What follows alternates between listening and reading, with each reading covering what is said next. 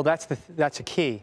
So we've looked at the durable goods numbers of orders, where obviously shipments would be in the first quarter. They're declining at an annualized rate of about 4% in Q4 from what we've seen. So the strength in Q4, I expect to reverse itself in Q1. Exports, I think, will be weak. We've seen, obviously, slowing overseas. So the $64,000 question is, what's going to be the health of the consumer? And was the December retail sales number an anomaly that quickly reverses itself? Well, we saw January auto sales that were somewhat mediocre.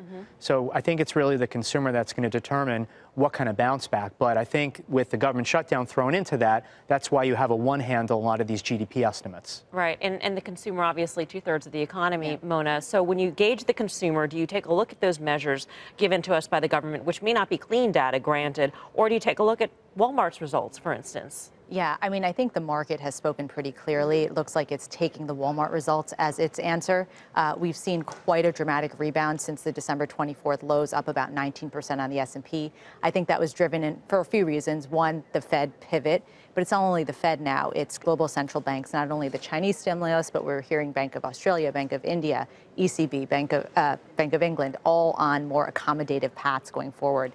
So the question will remain, will these stimulus or more accommodative paths now lead to a trough in Q1 GDP, a trough in Q1 estimates? Will the consumer come back in a big way? And is this just a mid-cycle slowdown? So I think that's where the markets will go next.